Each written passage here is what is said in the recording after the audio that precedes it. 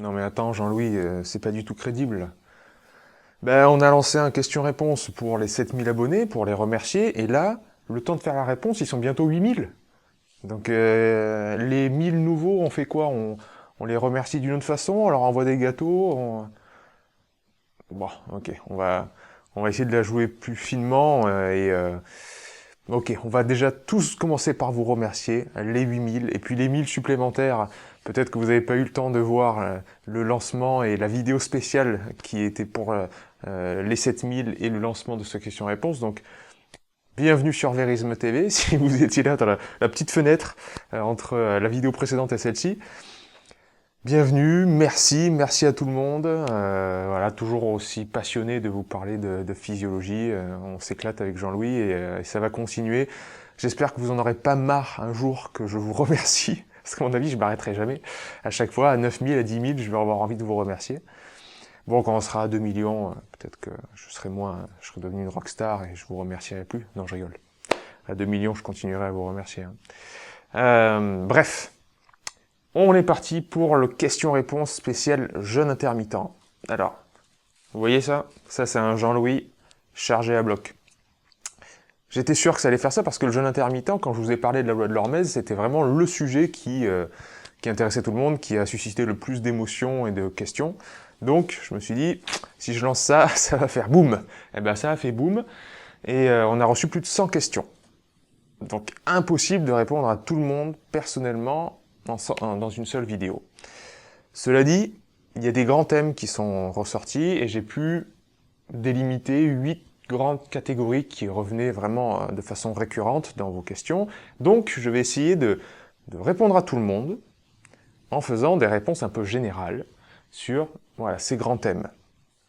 Donc j'espère que ça vous plaira. Évidemment, il y en a qui vont être un peu frustrés, qui vont me dire dans les commentaires « Eh oh, t'as pas répondu exactement à ma petite question très précise ». C'est pas ça Verisme TV. Verisme TV, c'est la vulgarisation pour toucher au maximum de gens. Donc je fais pas du cas par cas. Je vais répondre à une question précisément quand je pense que la réponse que je vais apporter va pouvoir toucher le maximum de gens et parler au maximum de gens. Mais je vais pas faire du cas par cas.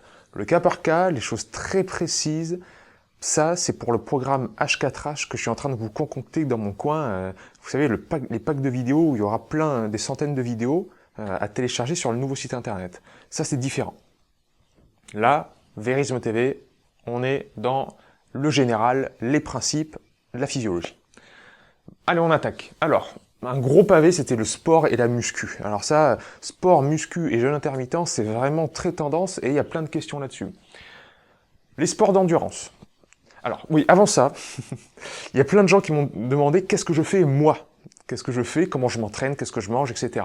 Je vais faire très simple. Je fais un jeûne intermittent depuis des années. Donc sur le long terme, je peux vous dire que ça marche en tout cas pour moi. Hein. Je parle de mon jardin. Voilà. Ça marche, donc je fais du 16-8. Hein. Je mange à midi et je mange entre 18 et 19 heures. Voilà. Pas de grignotage, rien. Je suis à l'eau ou à la tisane, ou parfois un petit café qui traîne. Mais c'est voilà, anecdotique. Je mange dense, je mange riche. C'est pour ça que les gens qui me disent « Oh là, en 2 repas, tu n'arrives pas à faire 2000 kilocalories, c'est impossible, etc. » N'importe quoi.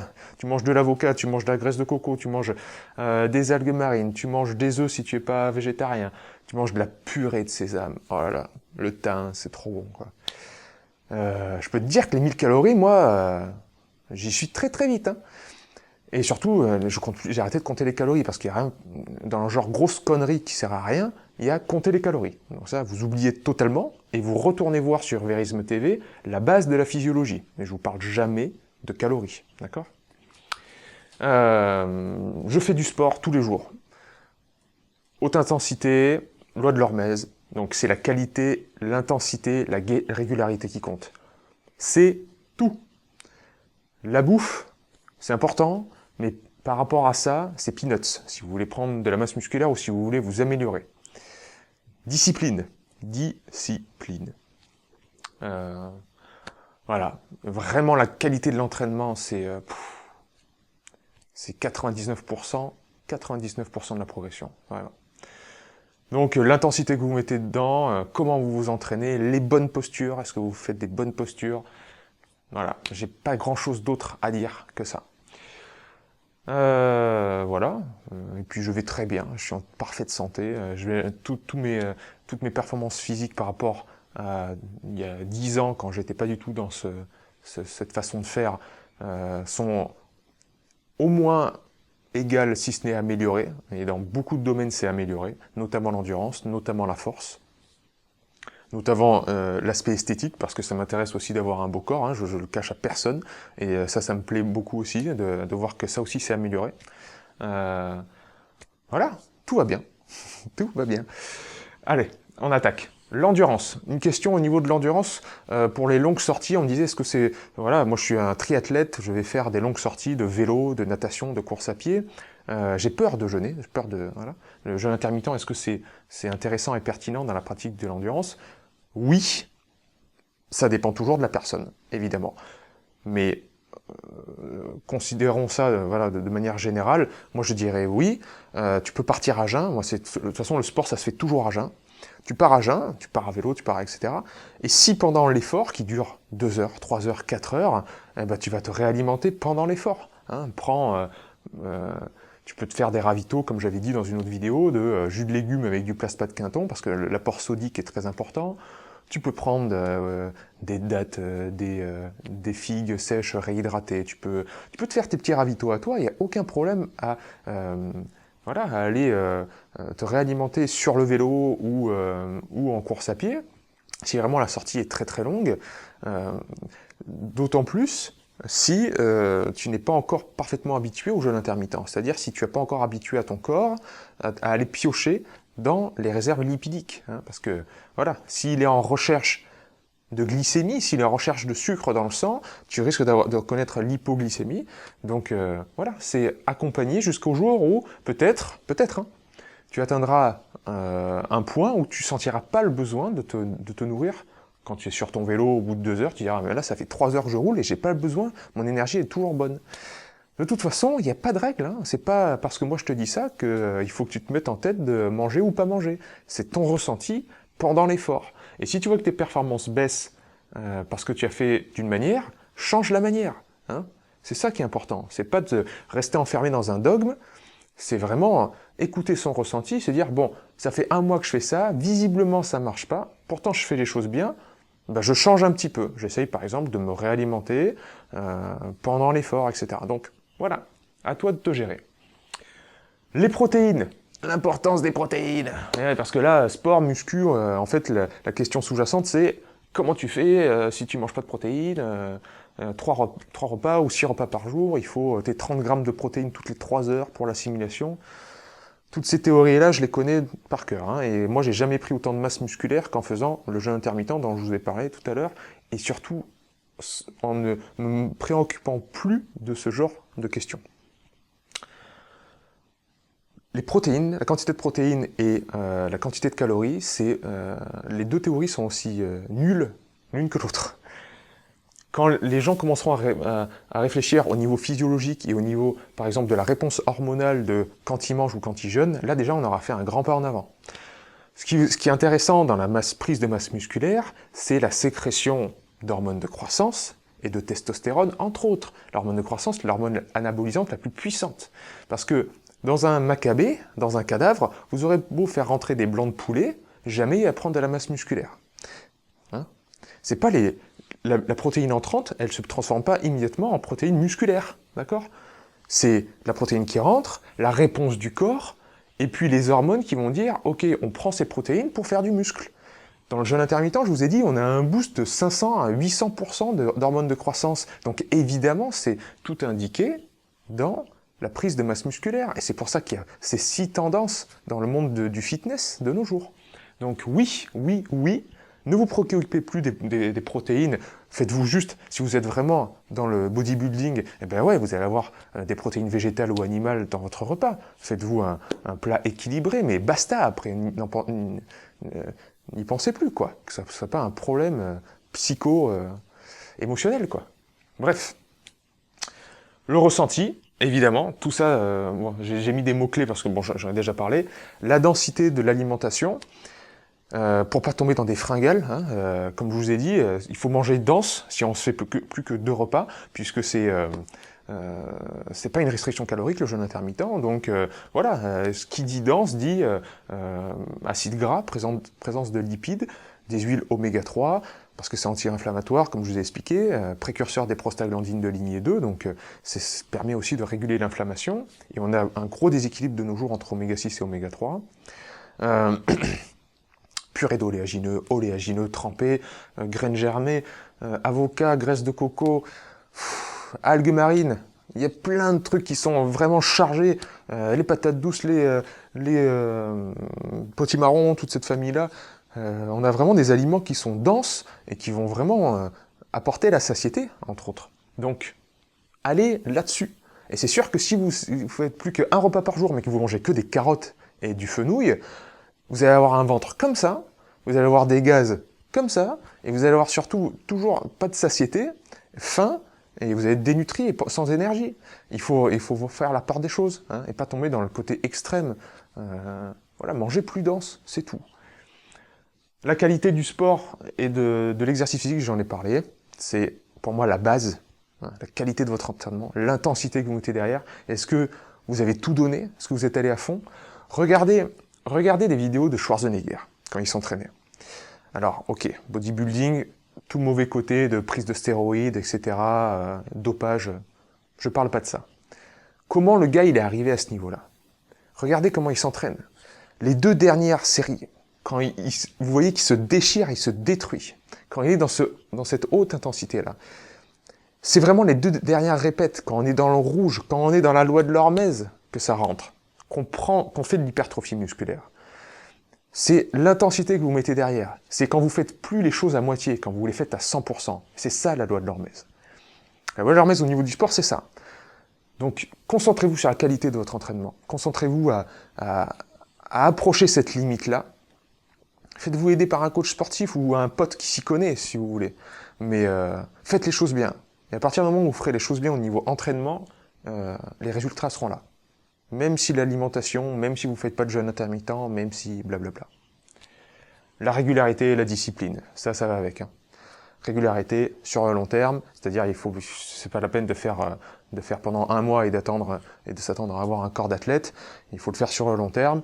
La discipline, c'est-à-dire on fait pas les choses à moitié. Hein. Et s'il faut faire une discipline où on note les objectifs sur papier, on note tout ce qu'on a fait aujourd'hui et on note le programme de demain et de la semaine, ok, on passe par là. Mais mettez-vous une discipline, une rigorosité intellectuelle déjà.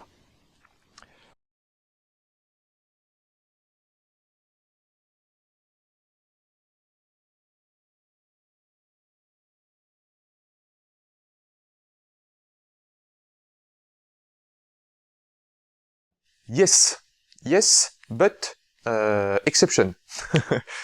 Il y a toujours des exceptions, notamment pour les dames, les hommes et les femmes. Je l'avais dit déjà dans une vidéo, les femmes vous êtes beaucoup plus sensibles aux hormones de la faim parce que vous avez d'autres rôles dans votre vie que celui des hommes. Vous devez donner la vie, vous passez par des chamboulements hormonaux et il y a des moments de votre vie, des moments du mois, des périodes qui sont plus dures à gérer que d'autres.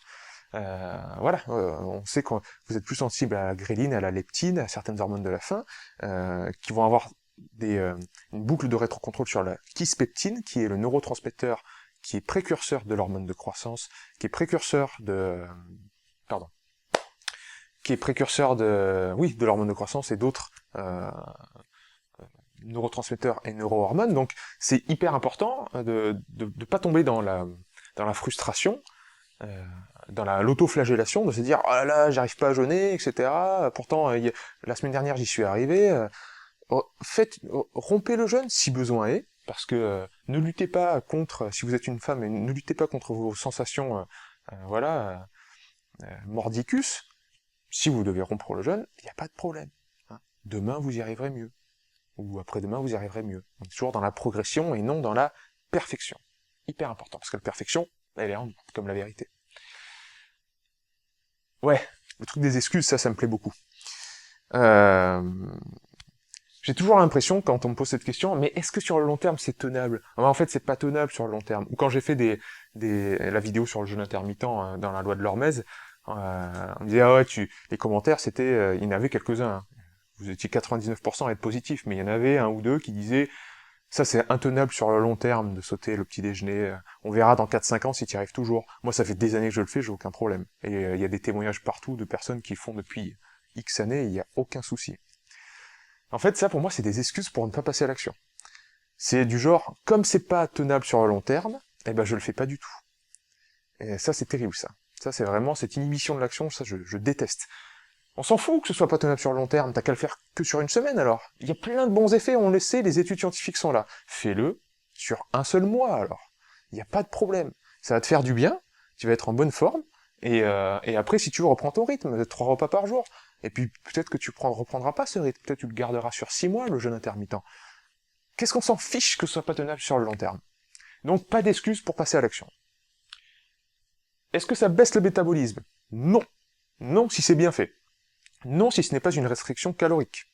De quantité. Je vais arrêter de dire restriction calorique parce que j'aime pas du tout parler de calories. Non, si ce n'est pas une restriction alimentaire. Hein, si on garde une quantité de nutriments et deux repas par exemple qui sont riches et denses, avec de bonne qualité, avec des produits qui viennent d'un potager sain, bio, avec des produits animaux si vous voulez, mais encore une fois que la qualité est parfaite, il n'y a pas de problème. Mais si vous vous mettez à fermer les robinets et à manger encore une fois que des carottes à l'huile d'olive, ça va pas le faire. Ça va pas marcher. Là, par contre, le corps, il va réduire la sortie d'énergie, et vous avez tendance à être fatigué et à prendre du poids. Jeûne intermittent, sur le long terme, est-ce que c'est égal à un jeûne thérapeutique de 21 jours? Et est-ce que on peut booster le jeûne intermittent en faisant un jeûne intermittent à sec, ou en utilisant le sauna, etc. Alors, faire un jeûne intermittent en utilisant le sauna, moi je vois pas de problème. Si c'est juste un petit jeûne intermittent, voilà, comme moi je fais par exemple, en sautant le petit déjeuner, le 16-8, bah, je me fais des séances de sauna, vous savez très bien que je fais des bains froids, je fais toutes les autres côtés de la loi de l'Hormèse, quoi, il n'y a aucun souci. Jeûne intermittent à sec, il y en a qui répondent difficilement au jeûne à sec, hein, donc si c'est encore un 16-8, ça veut dire que vous buvez pas du tout toute la matinée, vous êtes vraiment à sec. Je sais que voilà, quand les gens sont pas habitués, c'est vraiment des états de fatigue qui sont profonds, donc je m'amuserai pas à aller dans un sauna dans cet état-là. Et est-ce que c'est un jeûne intermittent sur le long terme? Est-ce que c'est égal à un jeûne de 21 jours? Sans m'avancer, je pense qu'on peut arriver à trouver des similitudes dans le sens où le corps, il arrive si c'est tenu sur le long terme, à avoir tous les jours un peu d'autophagie, tous les jours du bon nettoyage et du repos digestif, mais je pense que le thérapeutique de 21 jours va plus profondément au niveau des organes et de la communication entre les organes, parce qu'il y a certains paliers, hein, et certains citaient Désiré Mérien dans les questions, et je salue son travail et son expertise. Il nous explique bien au niveau énergétique comment ça se passe, au niveau de la régénération de certains organes et de la régénération de la communication entre les organes. Et tous ces paliers-là sont à plus ou moins une semaine ou 10 jours de jeûne, puis entre 10 jours et 21 jours, c'est encore d'autres processus qui se mettent en place.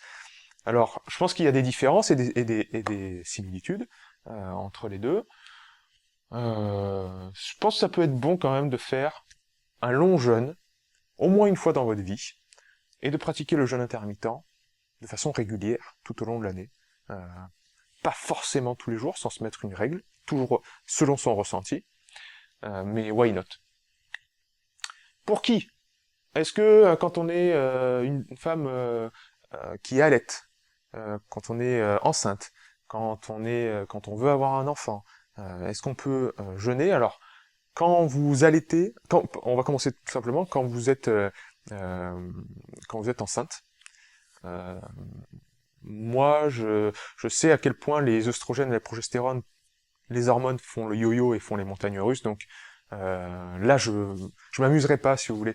Faites-le si ça vous tente, hein. Ça, c'est vraiment propre à chacun, je peux pas avoir une réponse comme ça, parce que vous allez arriver un jour à jeûner, mais le lendemain, vous allez avoir des envies, des pulsions alimentaires, et c'est même pas la peine d'essayer de vous forcer, quoi, à jeûner, donc voilà. Quand on allaite, là encore, c'est dur, là. Ouais, pourquoi pas, mais c'est le ressenti. Là, je peux rien dire d'autre, parce que une maman qui allaite, c'est souvent une maman qui fait pas totalement ses nuits, donc grosse fatigue. C'est sûr qu'il y a les cycles circadiens qui sont complètement chamboulés, donc on pourrait trouver aussi un intérêt à sauter un repas, mais le plus important, c'est qu'elle soit en phase avec son enfant, qu'elle se mette pas un poids sur les épaules, se dire il faut que je jeûne pour être en bonne santé. Euh, Là, moi, je serais plus sur la relation mère-enfant, mère-bébé, plutôt que se dire s'imposer des trucs, quoi. Je dois faire du jeûne intermittent pour être en bonne santé, etc. Et être dans une torture mentale qui va être plus délétère qu'autre chose. Les enfants, laissez-les tranquilles. Les enfants ont raison. Les enfants ont toujours raison. Donc laissez-les tranquilles. S'ils veulent manger, ils mangent. S'ils veulent pas manger, ne les forcez pas à manger. D'accord? Donc les enfants peuvent jeûner si et seulement si ils l'ont décidé. Les ados, bon, je vais un peu expliciter pour les enfants. Les ados et les enfants, si vous voulez leur parler de jeûne, voilà. Si vous voulez que ça vienne de vous, leur dire à quel point c'est bien de jeûner. Et là, il faut vraiment une super pédagogie. Là, il faut un Jean-Louis. Il faut le pourquoi derrière, parce que les enfants et les ados, ils sont hyper intelligents. Ils comprennent comme les adultes, même les enfants, même les petits-enfants. Expliquez-leur tout ça. Expliquez-leur comment le corps il se nettoie de l'intérieur, expliquez-leur tous les bénéfices. Et si vous arrivez avec une bonne pédagogie, je suis certain qu'ils prendront la décision eux-mêmes de jeûner. Mais s'ils la prennent pas, ne forcez pas la chose. Hein. Pas de coercition. Contre-indications, moi les contre-indications c'est vraiment les pathologies lourdes. C'est sûr qu'il y a énormément de bons résultats au niveau du cancer, du diabète, mais la réforme, sans toucher au jeûne intermittent, déjà les réformes d'hygiène de vie globale, le soleil, le sommeil, l'alimentation, la qualité de l'alimentation, l'exercice physique, il y a plein d'autres outils qu'on peut déjà commencer à aborder avant de penser au jeûne intermittent. Mais si la personne qui est vraiment dans une pathologie lourde pense à ça, et ça l'attire, ok. Après, il y a les cas de boulimie, anorexie. Là encore, ça doit venir de la personne, parce que c'est un rapport très difficile avec la nourriture, et c'est inutile d'arriver avec voilà, une tierce personne, un médecin ou un naturopathe, qui lui dit « il faut que tu jeûnes », ça va pas être constructif. Par contre, toujours pareil, donner la pédagogie pour que la personne fasse son propre choix. Là, c'est clair. Là, voilà, d'autant plus. Donc, tous ces profils-là, pour moi, se ressemblent beaucoup. One meal a day, c'est-à-dire faire un seul repas par jour. Ça, c'est revenu beaucoup comme question. Et si je fais un seul repas par jour, est-ce que c'est mieux que 2 repas, que le 16-8, etc. Alors déjà, la question primordiale, c'est pourquoi? Pourquoi vous voulez faire un seul repas par jour? Voilà. Est-ce que vous avez déjà testé le 2 repas par jour déjà? Parce qu'il y en a qui font 5 repas, ils vont dire ah je vais faire plus qu'un seul repas, ce sera mieux. Mais commence déjà par arrêter de grignoter. Hein. Voilà. Est-ce que c'est bon pour le sport? Ça dépend. Hein. Le t-shirt de Thierry, ça dépend. Là, il est plus que recommandé. Ça dépend de votre profil, ça dépend de votre passif. Ça dépend de quel sport vous pratiquez. Alors c'est évident que comme on a... Toutes les études prouvent que plus la période de jeûne augmente, plus l'hormone de croissance, plus la testostérone, plus la LH en fait, le précurseur de testostérone augmente. Il y a des témoignages, hein, des gens qui font la Warriors Diet, donc c'est-à-dire la diète du guerrier, et qui, avec un seul repas par jour, arrivent à prendre de la masse musculaire, etc. Mais pour moi, qualité de l'entraînement, régularité, discipline, ça d'abord. Faire un seul repas par jour, tester, expérimenter. Selon votre passif, comme je disais, si vous êtes un ancien gros, c'est-à-dire vous avez été un jour en surpoids, c'est mon cas, je faisais pour la même taille, 1m84, je faisais 92 kg, j'étais monté, donc c'est pas de l'obésité, mais je sais ce que c'est être en surpoids. Je prends très facilement du poids. Et donc, résistance à l'insuline qui est un petit peu incorporée dans mes cellules, c'est très facile pour moi de prendre du poids. Si je me fais un seul repas par jour, moi ça marche pas. J'ai essayé de toutes les manières, je fonctionne au 16-8 et c'est parfait. Il y a des gens qui ont un métabolisme très sec, ils ont jamais été gros de leur vie, ils peuvent manger n'importe quoi, ils restent toujours secs. Peut-être que ça va très bien leur convenir, ça. Donc, tout le monde se gère, parce que chacun a un point de départ différent, et une physiologie différente. Je sais plus pourquoi j'ai écrit erreur. Euh, Est-ce que le faire à midi, le seul repas par jour, plutôt que le soir, c'est bien? Mais c'est bien si ça te va. C'est toujours pareil, toujours la même histoire. Le faire à midi, aucun problème, si tout au long de la journée, tu te sens bien, tu as l'énergie, tu prends de la masse musculaire comme tu voulais, tu fais ton sport comme tu voulais, ton humeur ne fluctue pas. C'est ça les vraies questions qu'il faut se poser. Hein. Si mon poids stagne, ouais, il faut s'intéresser à l'alimentation, c'est ce que j'ai écrit en dessous. Le poids qui stagne et qui arrive plus à baisser, moi je vois la chose suivante, si le jeûne intermittent est bien fait, ça doit quand même remettre... Le jeûne intermittent, c'est-à-dire la privation de nourriture, ça met le corps dans une certaine forme de stress, c'est pour ça que j'en parle dans la loi de l'hormèse. Donc le corps il se dit, et l'objectif de l'organisme, c'est la survie. Donc arrivé à un certain poids, il y avait une personne qui témoignait qu'elle elle était passée de 122 kilos, et grâce au jeûne intermittent, elle était tombée à 62 kilos. Pour 1m70, un truc comme ça. C'est incroyable, quoi. Elle a divisé par 2 son poids. Et elle est bien, elle a de l'énergie, etc. Et elle dit, je veux passer de 62 kilos maintenant à 59. Il me reste un petit peu voilà, de 3 kilos à perdre. Mais d'être vraiment sec, hein, comme on voit sur Internet. Des personnes qui sont vraiment à 0% de matière grasse, etc. Est-ce que c'est vraiment physiologique? Au niveau de la survie, je pense pas. Je pense que le corps, arrivé à un certain point, il se dit, bon, on se garde quand même ces petites réserves, parce qu'on ne sait jamais. C'est important d'avoir ces petites réserves-là. Par contre, si vous voulez vraiment devenir hyper sec, au niveau de l'alimentation, il va falloir être vraiment calibré et très très discipliné. Pour moi, on perd le côté plaisir de l'alimentation, et on voit plus ça comme un outil qui va nous permettre d'atteindre un objectif. Je juge pas. Chacun est libre de cheminer vers l'objectif qui lui est propre et qui, voilà, selon ses envies et ses ressentis, selon sa vie. Mais pour moi, c'est pas vraiment physiologique tout ça.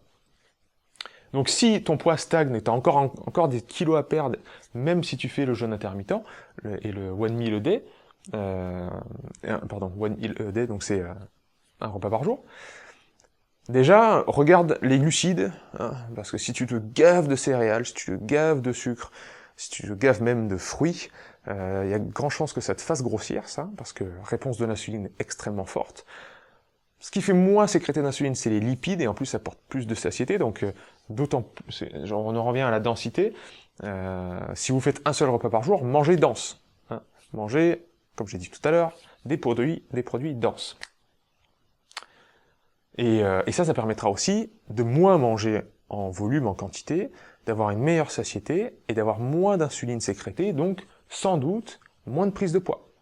Donc pourquoi pas, pour quelqu'un qui stagne dans une perte de poids, aller sur une alimentation plus comme ça. Au niveau physiologique, baisse du métabolisme, non, j'en ai répondu tout à l'heure ici. Est-ce que l'homéostasie, la force de l'homéostasie, la tension vers le retour à l'équilibre, c'est proportionnel au temps de jeûne. C'est-à-dire plus on jeûne, plus l'homéostasie va se mettre en place. C'est un peu ce que j'expliquais sur le jeûne de 21 jours. Pour moi, c'est comme ça que je l'explique en tout cas. Pourquoi les jeûnes longs, très longs, 21 jours voire plus, peuvent permettre de vraiment une régénération profonde de l'organisme, c'est parce que cette force de l'homéostasie, cette tension vers le retour à l'équilibre, est accrue. Donc oui, moi je pense que le facteur temps est important, et plus on arrive à jeûner longtemps, donc là on n'est plus du tout dans le jeûne intermittent, mais plus dans le jeûne 1 semaine, 2 semaines, 3 semaines, bon, j'irai pas plus de 3 semaines, parce que je suis pas un spécialiste de ces jeûnes très très longs, mais oui, je pense que le facteur temps est très important pour laisser le temps au corps de se nettoyer, de se réparer, etc. Les lipides et les glucides comme source d'énergie. Alors, c'était une question très précise justement sur la prise de masse musculaire et les sources d'énergie. Donc c'est quand on jeûne, il arrive un moment où le sucre qui est dans le sang et le sucre qui est stocké sous forme de glycogène est utilisé, il est fini, et après on va taper dans les lipides. Alors ça c'est la théorie. En fait, les sources d'énergie, la bêta-oxydation, quand je vous ai expliqué le cycle de Krebs aussi au niveau de l'utilisation des glucides, en fait les sources qui permettent à la cellule de produire de l'ATP, hein, les différentes voies, en fait elles ont toutes lieu plus ou moins un peu en même temps. Mais il y en a toujours une, selon le cas, qui est dominante. Si vous venez de manger et que vous avez du sucre dans le sang, bah c'est plus la voie dont je vous ai parlé avec cycle de Krebs, chaîne de transport des protons, etc. au niveau de la mitochondrie. Sinon, on va être plutôt dans la bêta-oxydation des lipides. Donc c'est utiliser, cramer ces réserves adipeuses, ces réserves lipidiques pour faire de l'énergie. Mais en fait, il y a toujours un petit peu de l'un et de l'autre. Hein. C'est jamais uniquement un. Donc, dire que quand on brûle ses graisses, on n'utilise pas du tout de sucre dans le sang, à mon avis, c'est pas juste, quoi. Voilà.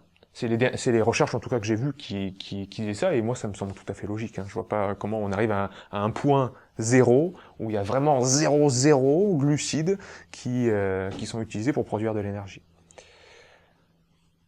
Oui, c'est une différence majeure entre une restriction avec une restriction calorique. Encore une fois, j'ai dit la restriction calorique, il faut l'abandonner, il faut plus dire une restriction alimentaire. C'est différent d'un régime restrictif, ça c'est clair. Voilà, il faut arrêter de compter les calories, ça c'est évident, c'est à autant de pertinence que de compter les grammes. C'est comme si vous pesiez tous vos repas. Bah là j'ai 500 grammes dans mon assiette, là j'ai 500 grammes ce soir à manger, et après vous faites une moyenne. Je vois que si je mange 1 kg par jour, je prends pas de poids. Par contre si je mange 1 kg 200 grammes, je prends du poids. Vous voyez la pertinence du truc, c'est exactement pareil, 1000 kilocalories, 1000 calories, on s'en fout. C'est comment votre corps répond par rapport à ça. Donc en fait c'est individuel, c'est plutôt ce qui est important, c'est votre système adaptatif, vos hormones, votre système nerveux. C'est ça qui est important et qui va délimiter si l'insuline va être sécrétée pour faire stocker ou d'autres hormones vont être sécrétées pour déstocker. C'est ça qui est vraiment essentiel et c'est ça que j'essaye de transmettre sur Vérisme TV. Est-ce que pas de glucides, c'est comme un jeûne intermittent? Pas du tout.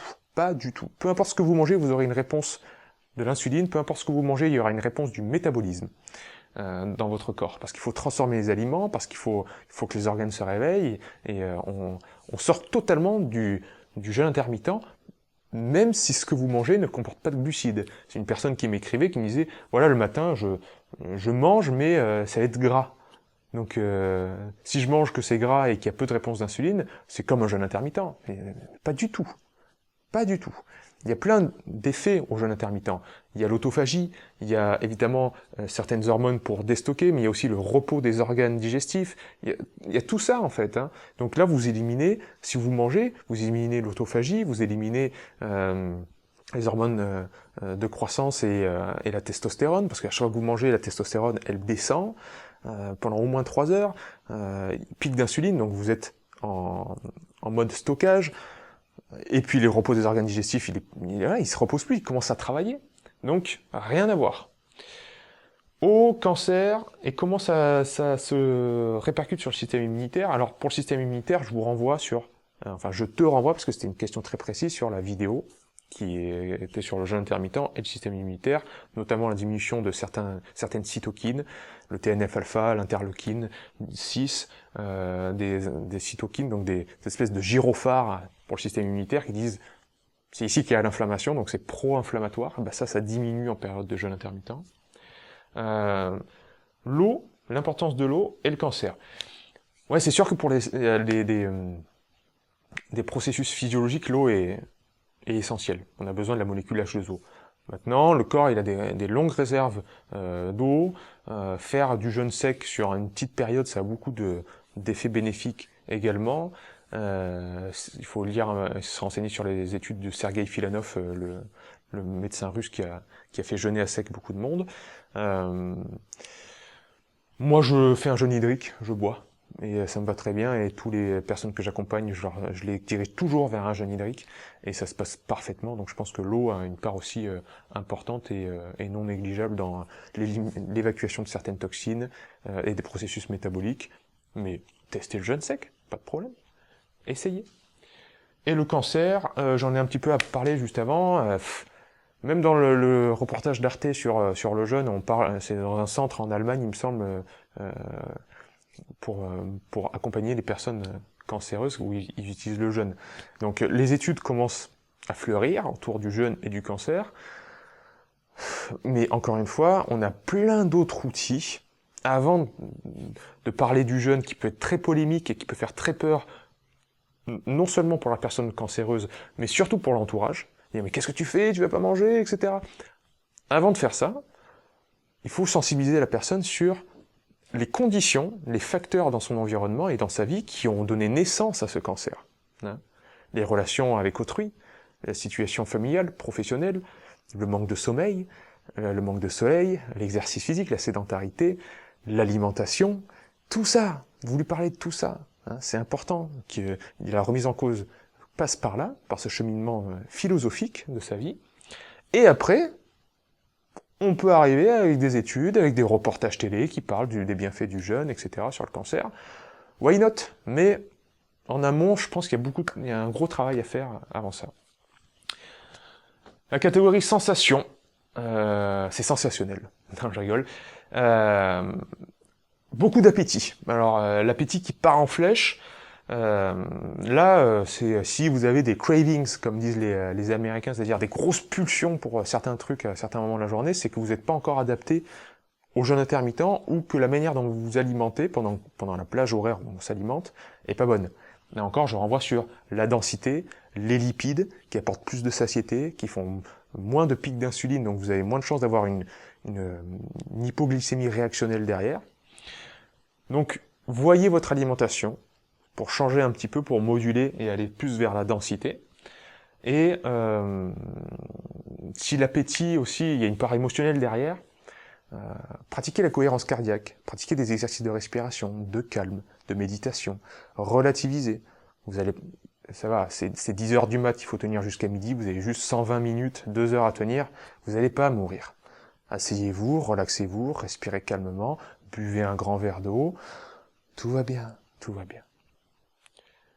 Moins d'urine, j'urine moins.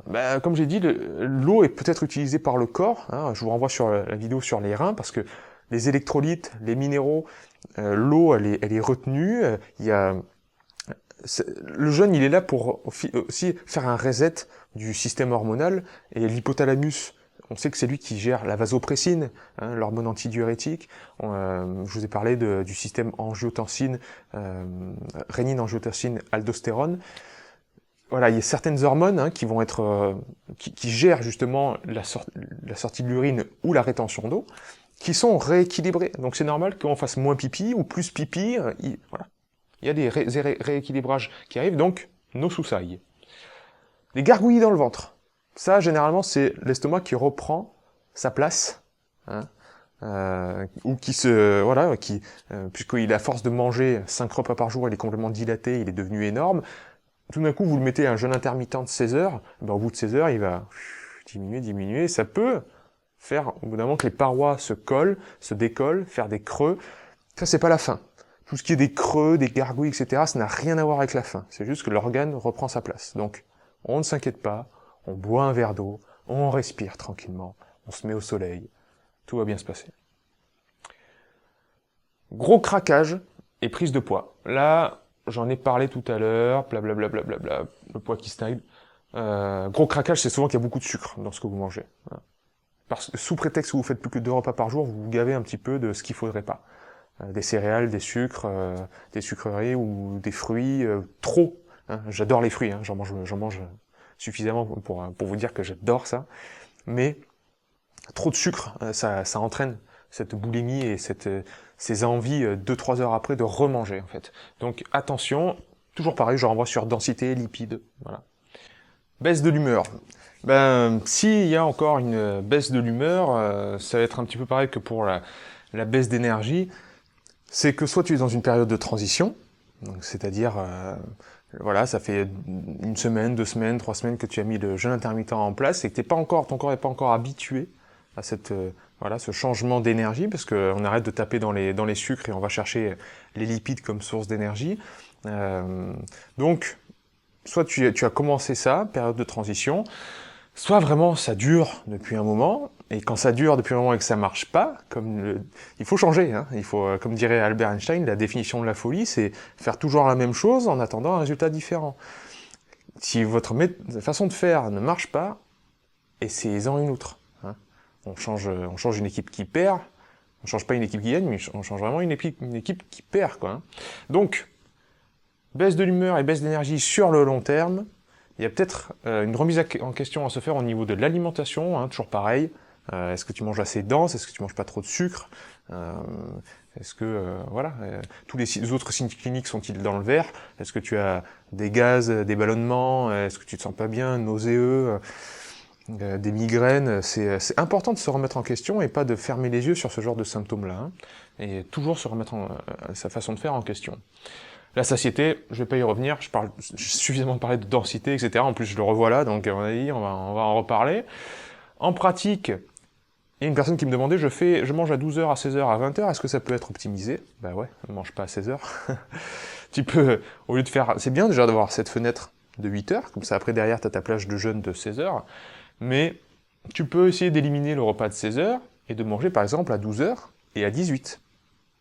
Tu fais juste 2 repas qui sont plus conséquents, plus denses, et donc tu optimises encore plus ce fameux jeûne intermittent. On me demandait, dans un jeûne de 24 heures, qu'est-ce qui se passe? J'en avais déjà un petit peu parlé avant, mais c'est vrai qu'on a un boost encore plus accru de LH, donc l'hormone précurseur de la testostérone, d'hormones de croissance, etc. Donc pour ça que un seul repas par jour, c'est tant à la mode de nos jours. Mes précautions, c'est toujours les mêmes. C'est attention, est-ce que c'est bien fait pour vous? Est-ce que vous n'allez pas trop vite? Est-ce que les phases de transition se sont bien faites, etc. Donc il y a l'autophagie aussi qui a augmenté. C'est sûr, il y a des bons effets à continuer le jeûne dans le temps. Pardon mon Jean-Louis, excuse-moi, je te donne des coups de coude. On me posait la question, est-ce que prendre de l'argile c'est bien, puisque pendant la période de jeûne, il va donc y avoir des toxines qui vont être relâchées dans le sang. Aucun rapport. Non, pas aucun rapport, mais il n'y a pas trop de rapport, parce que l'argile est surtout là pour son côté absorbant au niveau des intestins, hein, dans la lumière intestinale. Elle va absorber les toxines. Elle va pas absorber les toxines qui se baladent dans le sang. Moi, je m'amuserais pas à rajouter encore un truc. Le jeûne intermittent, c'est déjà un outil extrêmement puissant pour permettre aux émonctoires du corps de bien fonctionner. Les reins, les intestins, déjà, on accentue et on améliore la régénération cellulaire au niveau de ces organes-là déjà. Donc se dire qu'on va en plus rajouter de l'argile pour enlever plus de toxines au niveau des intestins, non. Moi, je me concentrais sur le bien-être, hein, la bonne conduite du jeûne, et pas s'amuser à rajouter des plantes par-ci et de l'argile par-là. La différence entre jeûne sec et jeûne hydrique, on dit que le jeûne sec, comme on arrête l'apport hydrique, le corps va chercher les liquides là où ils sont, et donc il va taper dans la lymphe. Donc ça peut faire un drainage lymphatique, si vous voulez, de cette fameuse... La lymphe, vous savez, c'est ce qui emporte les déchets du corps, donc c'est pour ça qu'on dit qu'il a un pouvoir détoxifiant encore plus puissant. Pourquoi pas? Et je sais qu'il y en a qui réagissent très mal au jeûne sec, d'autres qui réagissent mieux au jeûne sec qu'au jeûne hydrique. Là, c'est vraiment tout un chacun. Hein. Voilà. Et soyez toujours à l'écoute de votre ressenti et ne vous mettez pas dans un dogme, ne cherchez pas la perfection dans votre pratique du jeûne, parce que ça ne peut que vous frustrer. Recherchez surtout le bien-être. Est-ce que c'est bien, là? Est-ce que je me sens bien dans cette période de jeûne? Et si vous êtes vraiment à l'écoute de votre corps, vous allez voir qu'il y a des moments vraiment jubilatoires à juste être seul avec soi-même. Vegan. Est-ce que je peux être vegan, manger que de la verdure, manger que des végétaux pendant le jeûne intermittent? Pourquoi pas, mais on en revient toujours à notre histoire. Est-ce que ça va être assez dense? Il va falloir que tu mettes que tu manges régulièrement avocat, algues marines, graines germées, graisse de coco, oléagineux et purée d'oléagineux. Voilà, faut que ça te nourrisse, hein, et toujours être à l'écoute de tes signes cliniques. Comment sont tes selles, comment est ta peau, comment est tes niveaux d'énergie, comment sont tes niveaux d'énergie pendant la journée, comment est ton sommeil, comment est ton humeur. Si tout ça est au clair, et que tu es vegan, pour moi, ça marche. Hein. Ça marche en tout cas sur le court terme et le moyen terme. Donc, ok, moi ça m'irait. Mais toujours être à l'écoute de ces signes-là. Est-ce que je peux faire une monodiète pendant le jeûne intermittent? Pourquoi pas, mais sur le court terme, sur une semaine, sur 2 semaines si tu veux, sur 10 jours. Tu fais ta monodiète de pommes si tu veux. C'est-à-dire tu vas faire un 16-8 par exemple, tu vas manger que à midi et que le soir. Tu vas manger que tes pommes, et en dehors du temps tu jeûnes. Ok, moi ça me va.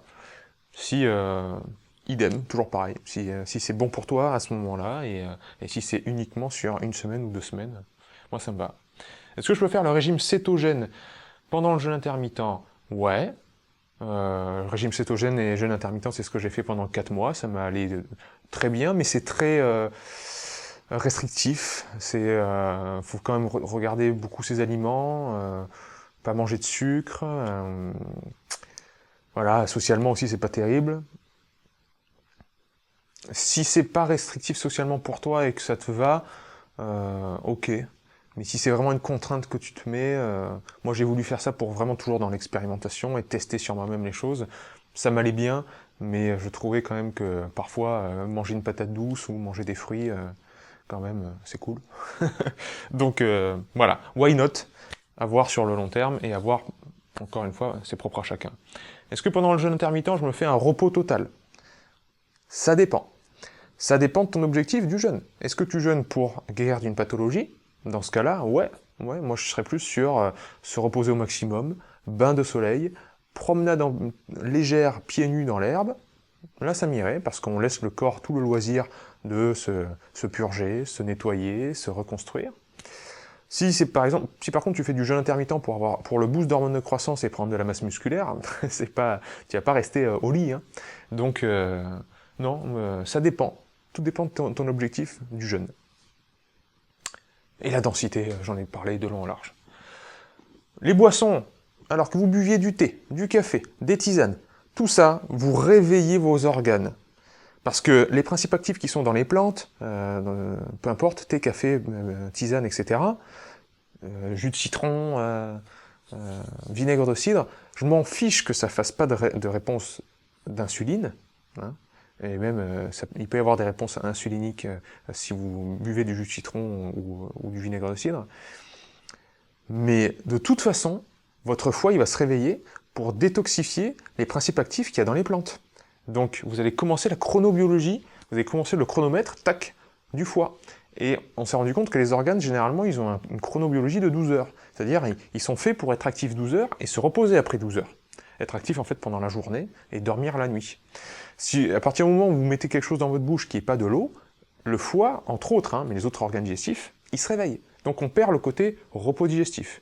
Après, est-ce qu'on perd le côté niveau bas d'insuline, hormones de croissance, testostérone, etc., et autophagie? Ça, c'est une autre histoire.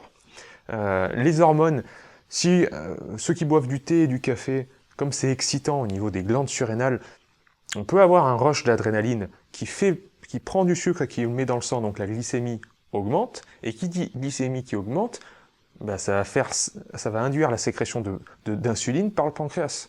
Donc, on perd côté, le corps se met en mode stock, et on perd côté testostérone, hormones de croissance, tout ça, ça part à la poubelle, et on se met dans le mode stock si on abuse de la caféine ou de la théine.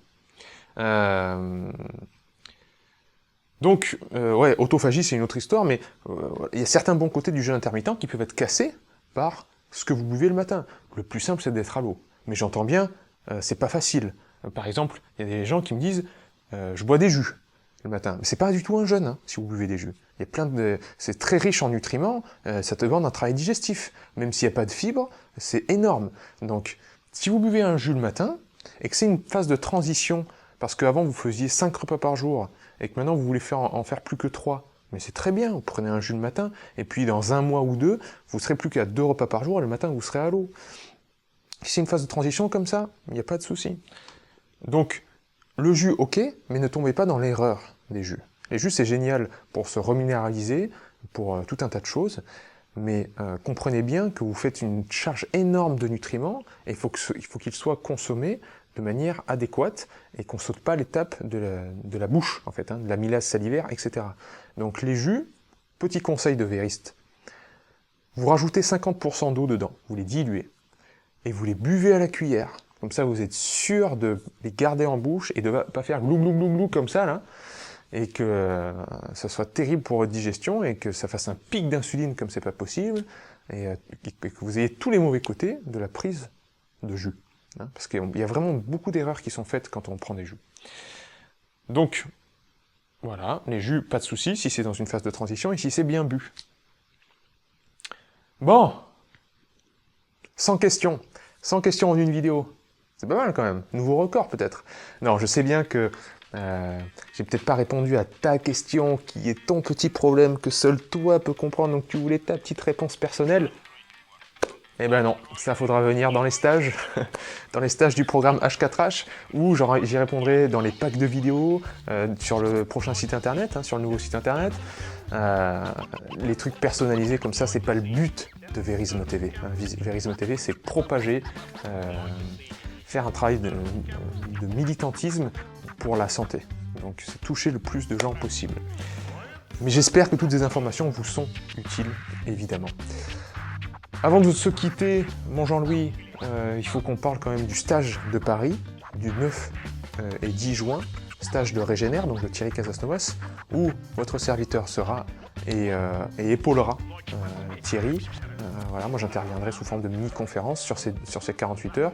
Ça va être top, on va bien s'amuser. Donc si vous êtes dans la région parisienne, ou même si vous venez d'ailleurs, venez nombreux, parce que les places sont limitées, et c'est juste 48 heures, mais 48 heures on est au cœur de la théorie, de la physio, et vraiment c'est un super moment d'échange, donc voilà, les places sont encore dispo, donc allez-y, inscrivez-vous, venez nombreux.